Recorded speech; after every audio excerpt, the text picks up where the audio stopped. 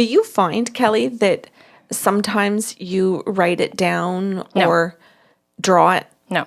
Okay. So that is something that came about for me in the days when I first met Jim Lennox. And all of a sudden I was overwhelmed that I was seeing so much that I couldn't process it quick enough. So I would sit and take a pen and paper and just write the words so that I could go back and try and remember. And man, I find that super hard because when you're channeling like that, it's very difficult to hold it in memory. It's like it comes in and leaves just as fast as it enters. So sometimes sketching it allowed me to slow it down and ask the guide some questions so I could get more detail. Or write it the way that his grandfather said it, word for word. Or write it, and Jim will have proof of all of those things where things got written and sketched. So, and not just like a map, but symbols. Okay. No, my remote viewing feels much more like a bubble that would be popped if I made sudden movements. Oh, I used to feel like that. Yeah, and I'm sure it'll morph over time, and it already has for sure. But it's like doing something very human like that stroke or that like holding something very tangible. It's like a cell phone might as well go off in the room.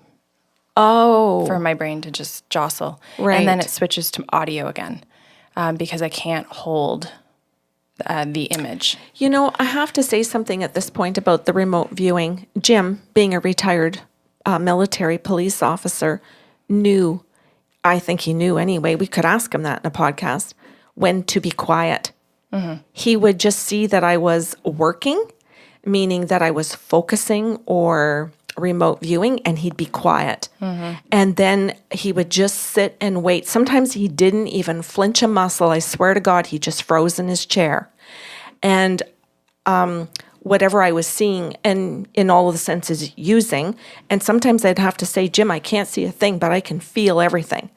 Or I can't see anything, but I can smell it all. And it might come to pass to describe that I couldn't see it all because it was occurring at night. Or it was occurring underground. You know, I remember one of them where I had to go underground, and it was a church.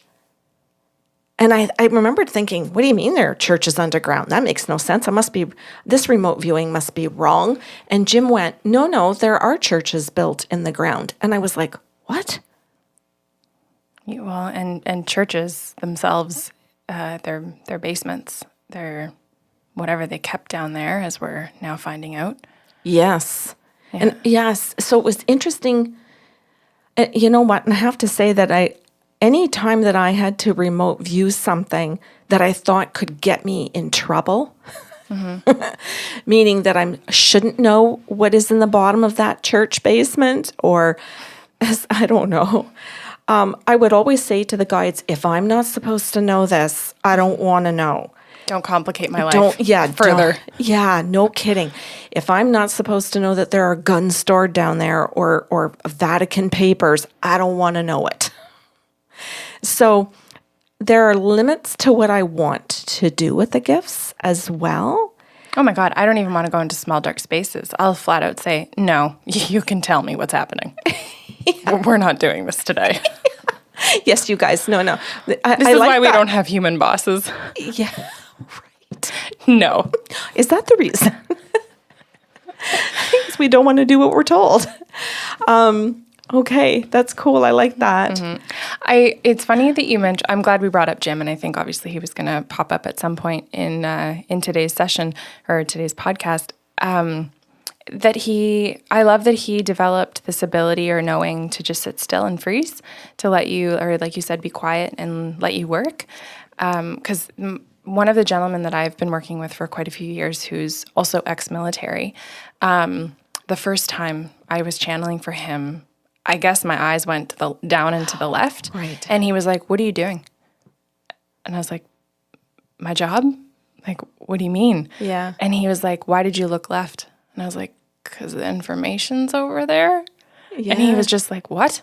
I said, well, like, that's where I'm seeing it. And he was like, well, in my line of work in military, when you look down and to the left, you're a liar.